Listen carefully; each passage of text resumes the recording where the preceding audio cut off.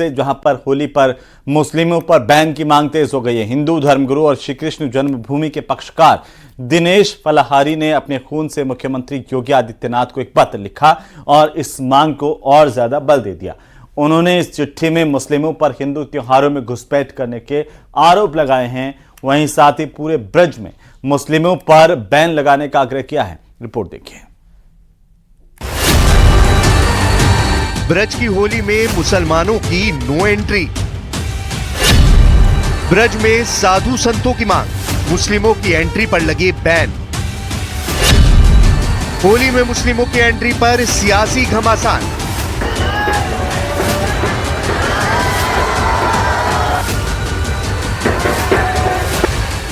रंगों और आपसी भाईचारे के त्योहार होली पर ब्रज में मुस्लिमों की एंट्री बैन करने की मांग तेज हो गई है। हिंदू धर्मगुरु और श्री कृष्ण जन्मभूमि के पक्षकार दिनेश फलाहारी ने अपने खून से यूपी के मुख्यमंत्री योगी आदित्यनाथ को पत्र लिखकर इस मांग को और बल दे दिया है। उन्होंने चिट्ठी में मुस्लिमों पर हिंदू त्योहारों में घुसपैठ करने का आरोप लगाया है। साथ ही पूरे ब्रज में मुस्लिमों पर बैन लगाने की गुहार लगाई है। इनके माथे पर टीका लगा होता है, हाथ में कलावा बांध लेते हैं, तो जो विदेशी पर्यटक आते हैं, बाहर से लोग आते हैं, हमारे सनातन हिंदू आते हैं, तो उनके सब ये लव जिहाद की घटना भी हो जाती है। तो हमने माननीय मुख्यमंत्री जी से मांग की है, क्योंकि वो हमारे हिंदुओं के हृदय सम्राट हैं। तो हमने उनसे अपने खून से चिट्ठी लिखकर मांग की है कि हमारे ब्रज की होली में मुस्लिम समाज को एंट्री पर रोक लगा दें। उधर मथुरा और वृंदावन के कई और साधु संतों ने होली में मुस्लिमों के बैन की मांग दोहराई और सरकार से महाकुंभ के तर्ज पर ब्रज में भी ये नियम लागू करने की मांग की। ये लोग हमारे सनातन धर्म को बदनाम करते हैं, हमारे पवित्र ग्रंथों से नफरत करते हैं, हमारे पवित्र रंग से नफरत करते हैं, तो ये क्यों हमारे त्योहारों में जबरदस्ती घुसपैठ करने का प्रयास करते हैं। चाहते हैं कि मुस्लिम समाज हमारे होली के त्योहार से बिल्कुल दूर रहे, उनको यहाँ पे नहीं आना चाहिए। हमारा धर्म उनके धर्म में 36 का आंकड़ा है जी। तो हमारे धर्म में वो अवरोध न पहुंचाए, हम उनके धर्म में अवरोध नहीं पहुंचाएंगे। तो इसलिए उनसे दूर रहना चाहते हैं, वो हमारे इस उत्सव में सम्मिलित न हो, ऐसे हम सब संतों का अनुरोध है। वहीं इस मुद्दे पर वृंदावन के प्रेम मंदिर में पहुंचे श्रद्धालुओं ने भी अपनी राय दी। तो होली तो सभी का त्योहार है, सबको मनाना चाहिए। ऐसे हाँ जी, ऐसे जो आना चाहिए उसको भी बुलाए, जो नहीं आना चाहिए उसकी अपनी इच्छा है। किसी पे रिस्ट्रिक्शन नहीं लगानी चाहिए। यहाँ पे तो हिंदू, मुस्लिम, सिख, ईसाई सभी एक बराबर ही होते हैं। इसमें तो कोई वो नहीं है कि ये हिंदुओं का त्योहार है तो हिंदू मनाएंगे, मुस्लिम नहीं आएंगे, ऐसा इसमें नहीं होगा। मुस्लिमों का हज होता है तो हम हिंदू लोगों को एंट्री नहीं मिलती है। तो जब हम लोगों का फेस्टिवल है तो मुझे नहीं लगता कि मुस्लिमों को एंट्री मिलनी चाहिए, क्योंकि ये हिंदुओं का त्योहार है तो हिंदू ही सेलिब्रेट करेंगे। ब्रज में मुस्लिमों की एंट्री बैन करने की मांग पर सियासी घमासान शुरू हो गया। विपक्ष के नेताओं ने इस मांग का विरोध किया और सभी धर्मों को सम्मान देने की बात कही। सभी धर्मों का हम सब लोगों को सम्मान करना चाहिए। हमारी सोच, हमारे विचार में जाति धर्म पर बांटकर पॉलिटिक्स ना हो। इस तरह की पॉलिटिक्स से सामाजिक भाईचारे को नुकसान होता है। हम सब लोग, खासतौर से समाजवादी पार्टी, हमारी पार्टी हमेशा इस सोच की रही है कि सभी धर्मों का सम्मान करके हम चलें, सभी जातियों का सम्मान करें। होली इस देश की सांस्कृतिक परंपरा और भावनाओं से जुड़ा हुआ पर्व है और इसको इस देश ने सदियों से सबने मिल करके मनाया है और आगे भी मनाएंगे। इधर विपक्ष के नेताओं ने मुस्लिमों की एंट्री बैन करने की मांग पर सवाल उठाया तो विश्व हिंदू परिषद की तरफ से मांग को जायज ठहराते हुए कहा गया कि जिहादी मानसिकता से बचने की जरूरत है। अगर वृंदावन में, मथुरा में कहीं अगर मान लो हिंदू समाज ने ये कह दिया कि होली पर हम जिहादी समुदाय का बहिष्कार करेंगे और वो लोग जो कि होली का विरोध करते हैं, होली पर हिंदुओं पर हमला करते हैं, उनको आखिरकार होली के रंग गुलाल बेचने का क्या अधिकार है। ब्रज में मुस्लिमों की एंट्री बंद करने की कुछ संतों की मांग पर सियासी घमासान तेज हो गया है, यानी ये मामला अब आस्था बनाम राजनीति होता जा रहा है।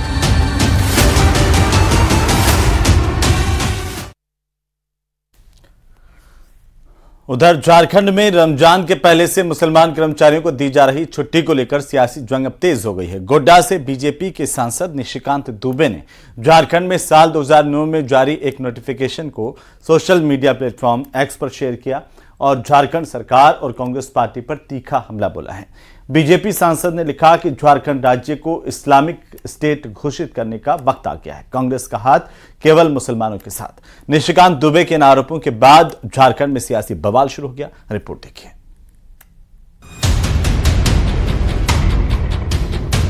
पवित्र रमजान का महीना शुरू होते ही झारखंड की सियासत में छुट्टी को लेकर संग्राम छिड़ गया।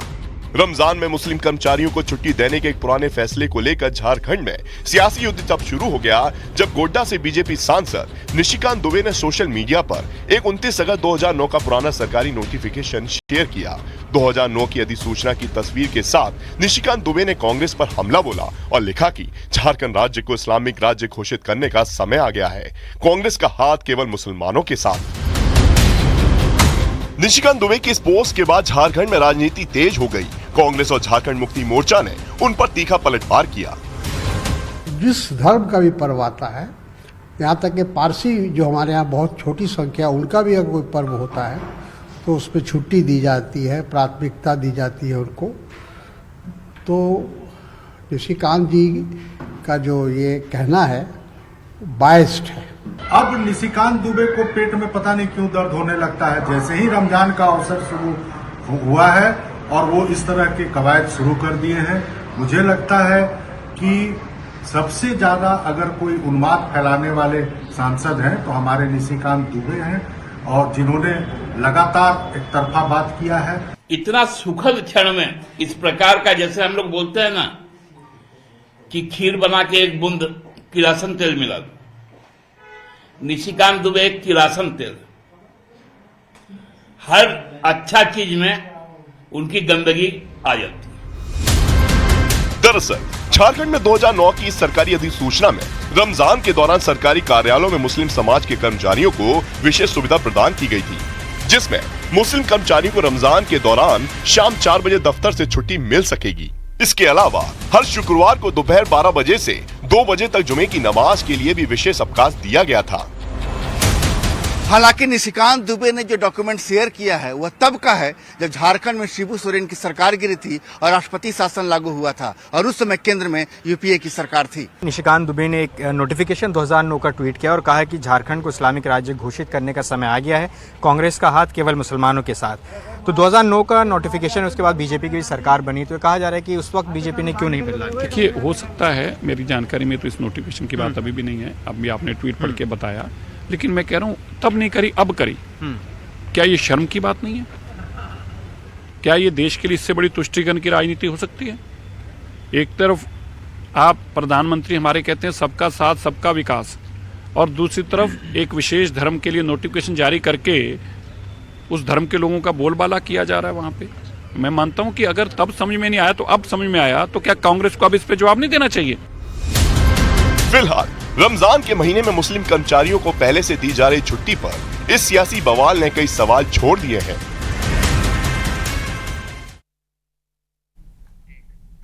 और इसी बीच सियासी गलियारों से इस वक्त की बहुत बड़ी खबर मिल रही है, जहां पर आकाश आनंद को बहुजन समाज पार्टी से निष्कासित किया गया है। बीएसपी सुप्रीमो मायावती ने खुद ट्वीट करके इस बात की जानकारी दी है कि आकाश अपने ससुर के प्रभाव में है। मायावती ने अपने ट्विटर पर लिखा है, और साथ ही साथ आपको बता दें कि उन्होंने लिखा है कि आकाश की प्रतिक्रिया अहंकारी है।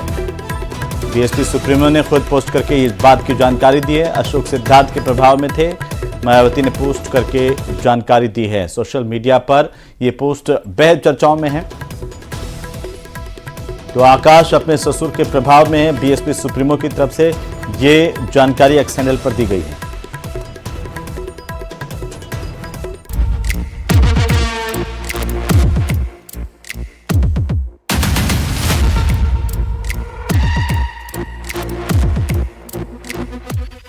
आकाश आनंद को राजनीतिक तौर से तैयार करने के लिए बहुजन समाज पार्टी ने कुल 8 साल का समय लगाया और एक झटके में सब खत्म कर दिया, जिसके बाद कयास लगाए जाने लगे कि मायावती परिवार में उलझ गई हैं। इतना ही नहीं, आकाश आनंद के राजनीतिक करियर पर भी सवाल उठने लगे, जिसका जवाब अब खुद आकाश आनंद ने दिया है।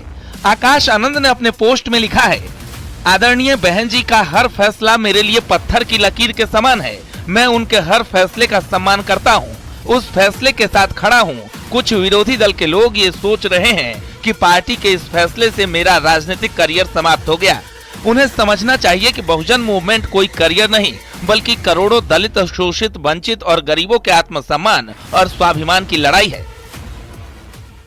कि जहां तक आकाश आनंद की बात, आकाश आनंद जब से पार्टी में जो है पद संभाला था 8 साल से, उन्हें काफी जो पार्टी खड़ा करने को, नवयुवकों को जोड़ने बड़ा काम किया था और काफी कुछ माना जा रहा है कि आकाश आनंद जो उनके उत्तराधिकारी बन सकते हैं और आकाश आनंद उसी तरह से चल भी रहे थे।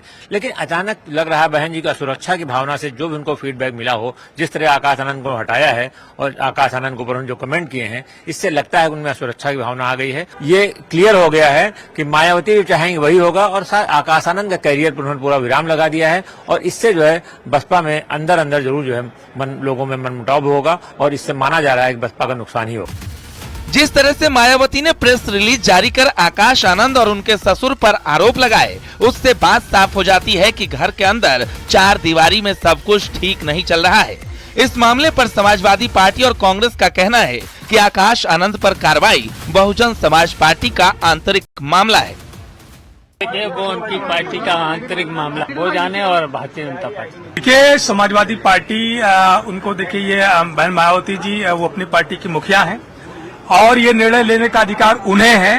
वो भाई पर भरोसा करती हैं कि भतीजे पर भरोसा करती हैं, किस पर विश्वास करती हैं, किस पर अविश्वास करती हैं, ये उनका विषय है। पहली बात तो ये बसपा का अपना आंतरिक मामला है। वो जो निर्णय लेना चाहे, उनकी नेता स्वतंत्र हैं, पर इतना मैं जरूर कहूंगी कि सब कुछ ठीक नहीं है बसपा में। आकाश आनंद पर हुए कार्रवाई का सबसे बड़ा कारण उनके ससुर को माना जा रहा है। मायावती ने प्रेस रिलीज में इसका जिक्र भी किया था। मायावती खुद अपने बयान में कह चुकी हैं कि अशोक सिद्धार्थ पार्टी को 2 गुटों में बांटने लगे थे। हालांकि बीजेपी ने भी इसे बीएसपी का अंदरूनी मामला बताया है, लेकिन इतना जरूर कहा है कि बीएसपी भी अब परिवार सशक्तिकरण में लग गई है। भारतीय जनता पार्टी को जो करना चाहिए वो हम लोग कर रहे हैं, सरकार को जो करना चाहिए हम लोग कर रहे हैं। बसपा क्या कर रही है, सपा क्या कर रही है, कांग्रेस क्या कर रही है, इससे भाजपा का कोई लेना नहीं। जो भी अपनी विचारधारा से दूर जाएगा, जो भी अपने उद्देश्य से दूर जाएगा, वो कोई भी दल हो, कोई भी व्यक्ति हो, उसकी पराजय निश्चित है। बहन मायावती जी ने किसी एक उद्देश्य के साथ माननीय काशीराम जी ने जो एक रास्ता दिया, बाबा साहब भीमराव अंबेडकर के बताए रास्ते पर चलने का संकल्प उन लोगों ने किया, लेकिन आपने धीरे धीरे देखा अपने मायावती जी माया से जुड़ गई। मजदूर कम्युनिटी की जो क्रांति के तौर से एक पार्टी देखी जाती थी, वो कुनबे की कलह में कैद हो जाए, जो है वो समाज के सशक्तिकरण के लिए के बजाय जो है परिवार के सशक्तिकरण में के चक्रव्यूह में फंस जाए, तो इसी तरह के हालात दिखाई। पार्टी सूत्रों के अनुसार हाल में हुए दिल्ली चुनाव और अन्य राज्यों से भी लगातार शिकायतें आ रही थीं। ये शिकायतें भी आ रही थीं कि आकाश आनंद खुद भी अपने विवेक से निर्णय नहीं ले रहे, वो अशोक सिद्धार्थ के ही कहने पर काम कर रहे हैं। इससे मायावती के अंदर असुरक्षा की भावना बढ़ती गई। इसके बाद ही पहले अशोक सिद्धार्थ को पार्टी से निकाला और अब आकाश को सभी पदों से हटा दिया। बहुजन समाज पार्टी ने अपने लिखित आरोप में ये कहा है कि उनके ससुर डॉक्टर अशोक सिद्धार्थ के वो प्रभाव में आ गए थे। ये वही अशोक सिद्धार्थ हैं जिनको कभी मायावती अपने किचन कैबिनेट के मेंबर के तौर पर रखी थी, साथ में उनको राज्यसभा भी भेजा था। ऐसे में इन तमाम कायदों से माना जा रहा है बहुजन समाज पार्टी को नुकसान ही होगा। कैमरा गोपी गिरी के साथ अलाउद्दीन, न्यूज़ 18 लखनऊ।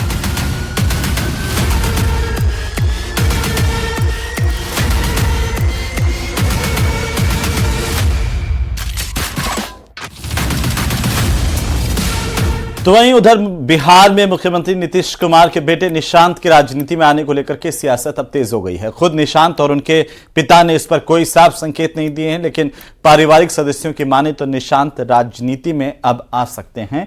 ये खास रिपोर्ट देखिए।